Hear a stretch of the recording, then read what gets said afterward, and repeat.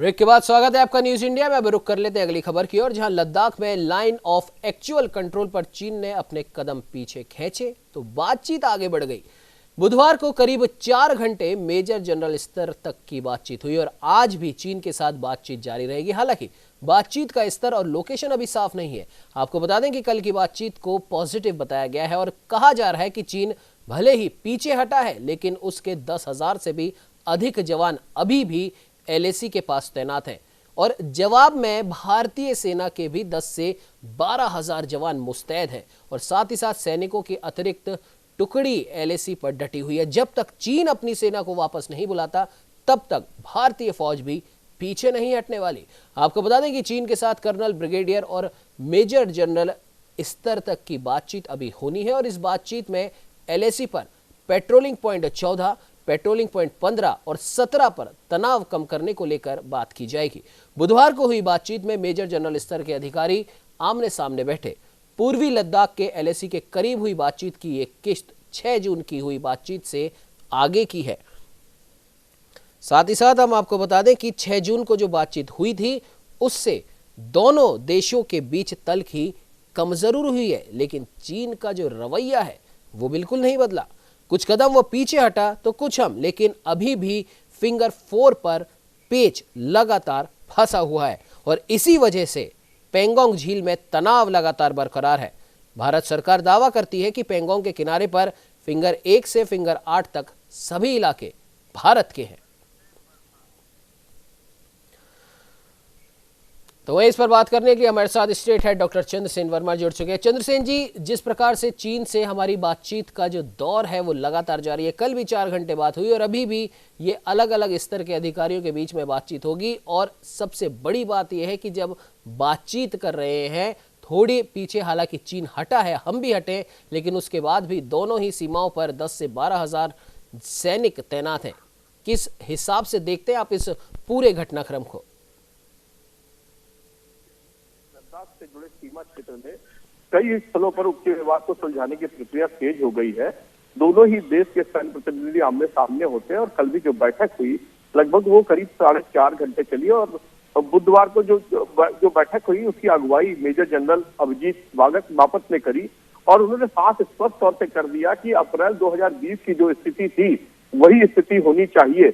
उसी के बाद कुछ समझौते की बात होगी। हालांकि बातचीत के दौरान भी जो चीनी सेना है वो जमी हुई है। 10,000 लगभग चीनी सैनिक की तैनाती जो है भारत की चिंता की वजह है और ये भी देखा जा रहा है कि दोनों ही देश हालांकि हालात को सामान्य बनाने की कोशिश कर रहे हैं, लेकिन हर जगह मामला फंसा हुआ दिखाई दे रहा है क्योंकि जो भारत चाहता है, सिर्फ भारत एक ही चीज चाहता है कि जैसे 2 अप्रैल 2020 में स्थिति थी वैसे ही हो, लेकिन उसके बावजूद भी चीनी सैनिक वहां पर है, उनके टैंक लगातार लगे हुए हैं, उनके लड़ाकू विमान का बेड़ा है वो लगा हुआ है, उनके हेलीकॉप्टर का भी सीमा में 12 किलोमीटर तक घुस आते हैं। तो एक और चीन जब इस तरह की बात करता है कि सहमति बने और चीन जो सीमा विवाद हो कम हो, लेकिन दूसरी ओर जो अपनी सेना की एक्टिविटी है वो लगातार वो जारी किए हुए है और गलवान क्षेत्र में जो चीनी घुसपैठ का जो पेच है वो अभी फंसा हुआ है। बिल्कुल चंद्रसेन जी, लद्दाख में तो ये पेच फंसा ही हुआ है और साथ ही साथ कहीं ना कहीं भारत चीन सीमा विवाद के बीच लद्दाख के साथ साथ अब सिक्किम में भी इस तरह की दखल अंदाजी चीनी सैनिकों की बढ़ रही है। क्या कुछ कहना चाहेंगे इस पर? देखिए, कल जो बैठक हुई है मेजर जनरल रैंक की उसमें सकारात्मक बातचीत हुई है जी, लेकिन एलएसी पर चीनी सैनिकों की जो तैनाती जारी रहने तक कोई बात बनने वाली नहीं है। जब तक उनके ये 10,000 सैनिक की संख्या कम नहीं होती, हालांकि 20 गाड़ी उन्होंने हटाई थी, लेकिन जो 10,000 की संख्या है वो बहुत है। जो टैंक उन्होंने वहां पर रखे हुए हैं वो जब तक नहीं हटाते हैं तब तक बात बनने वाली नहीं है, क्योंकि एलएसी में तनाव तब तक बना रहेगा कि जब तक चीनी सेना पीछे नहीं हटेगी। बाकी मुद्दे तो बात की बात है, उन्होंने सिर्फ भारत की ओर से एक बात है कि जो अप्रैल 2020 की स्थिति थी वही आप बनाए रखें, बाकी फिंगर 8 से लेकर फिंगर 4 की जो बातचीत है वो लगातार दौर जारी है।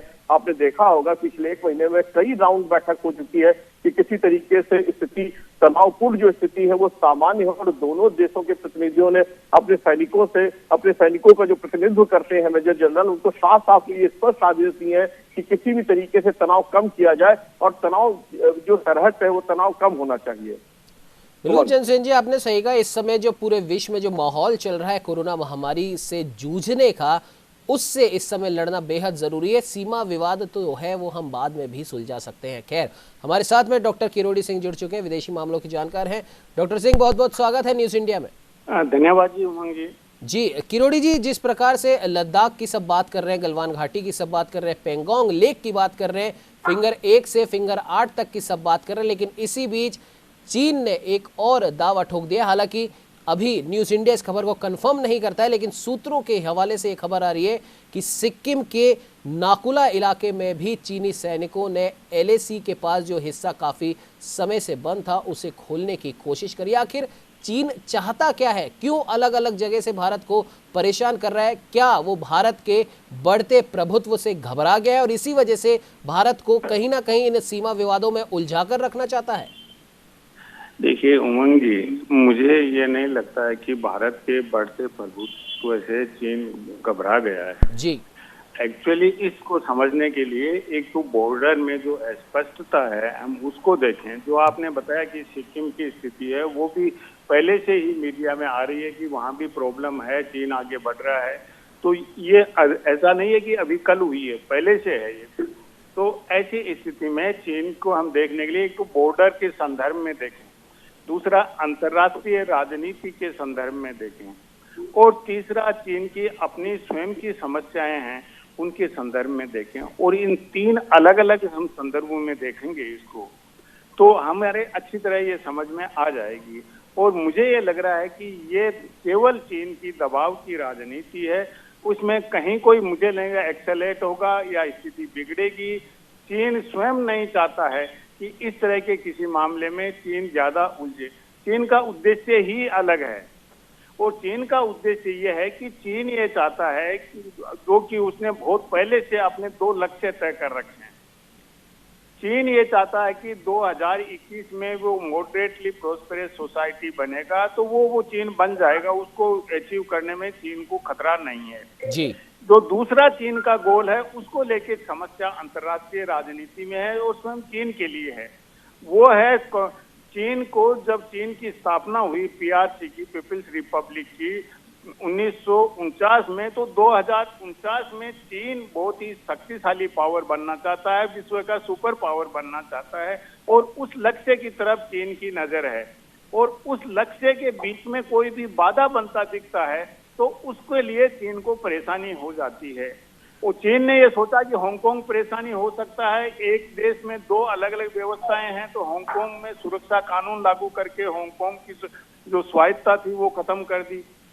2 चीन का जो धारणा है उसको चीन कभी स्वीकार नहीं करता है। जब भी अमेरिका ताइवान की बात करता है तो चीन उसको कभी स्वीकार नहीं करता है, चीन भड़क जाता है।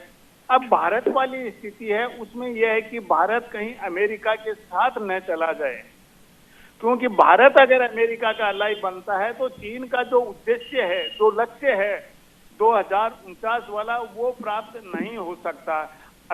ऑलरेडी अमेरिका उसके लिए चीन को बहुत परेशान कर रहा है, व्यापार को लेके बहुत संकट है, चीन को घेरने का प्रयास कर रहा है। और अमेरिका, भारत, ऑस्ट्रेलिया, जापान और स्वयं अमेरिका मिलके चीन को इंडो पैसिफिक रीजन में कंटेन करने का प्रयास कर रहे हैं।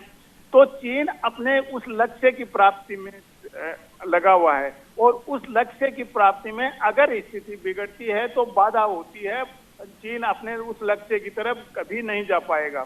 तो चीन कभी नहीं चाहता कि इस स्थिति को ज्यादा से ज्यादा बिगाड़ा जाए। चीन ये चाहता है कि भारत पे दबाव बना के रखा जाए और उस दबाव में भारत चीन अमेरिका के साथ नहीं जाए। अमेरिका भी ये चाहता है कि भारत को साथ लिया जाए। जैसे G7 को एक्सपेंशन में अमेरिका ने कहा भारत को भी सदस्य बनाया जाना चाहिए, रशिया को बनाना चाहिए, साउथ कोरिया को बनाना है, ऑस्ट्रेलिया को बनाना है। तो इस तरह का जो प्रस्ताव दिया है वो चीन और रशिया के जो बहुत ज्यादा नजदीकियां हैं, बहुत अच्छे दोस्ताना ताल्लुक हैं, उसमें दरार खड़ी करने का अमेरिका प्रयास कर रहा है। चीन ये समझता है। तो चीन जिस तरह की कूटनीतिक चाल चल रहा है उनमें अपना लक्ष्य वो हासिल करना चाहता है और उस लक्ष्य में अब एक कोरोना एक बहुत बड़ी समस्या हो गया है।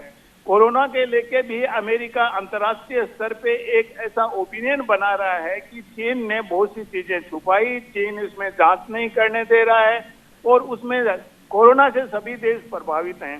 तो अमेरिका की इस दलील से बहुत से देश चीन के अगेंस्ट में अमेरिका के साथ हो रहे हैं। तो ऐसी स्थिति में चीन को ऐसा लग रहा है कि मुझे अलग थलग करने का जो प्रयास हो रहा है उसमें कहीं भारत एक उभरती शक्ति है। तो भारत अगर अमेरिका का सहभागी बन जाता है तो बहुत बड़ी परेशानी होगी, और इसी को लेके चीन इसी दिशा में अपनी कूटनीति कर रहा है, इसी दिशा में भारत में जो सीमा पे विवाद कर रहा है जी। तो मुझे नहीं लगता कि एक सीमा से आगे चीन इसको बढ़ाना चाहता है और भारत भी नहीं बढ़ाना चाहता है। दोनों देश नहीं बढ़ाना चाहते हैं, और अल्टीमेटली महीने भर पहले की जो 5 मई की स्थिति है उसमें दोनों देश चले जाएंगे, मुझे ऐसा लग रहा है। तो बातचीत से, नेगोशिएशन से ये प्रक्रिया मेरे ख्याल से सुलझ जाएगी। ये तो समस्या सामने आई है, तो ऐसा मैं सोचता हूँ उमंग जी। जी बिल्कुल किरोड़ी जी, आपने सही कहा। और जिस प्रकार से सीमा पर इस समय हलचल है उससे यही लगता है कि दोनों देश इसको और बिगाड़ना नहीं चाहते, क्योंकि दोनों ही देश इस कोरोना संक्रमण से जूझ रहे हैं। चीन इसलिए जूझ रहा है क्योंकि उसको पूरी विश्व बिरादरी घेर रही है, क्योंकि कहीं ना कहीं कोरोना संक्रमण चीन के उस वुहान शहर में जन्म लेना बताया गया, और भारत इसकी बढ़ती संख्या से जूझ रहा है। खैर, अब ये देखने वाली बात होगी कि आज होने वाली इस वार्ता में क्या कुछ नतीजे निकल के आते हैं। फिलहाल अब दोनों का ही हमारे साथ इस पे जुड़ने के लिए बहुत बहुत धन्यवाद।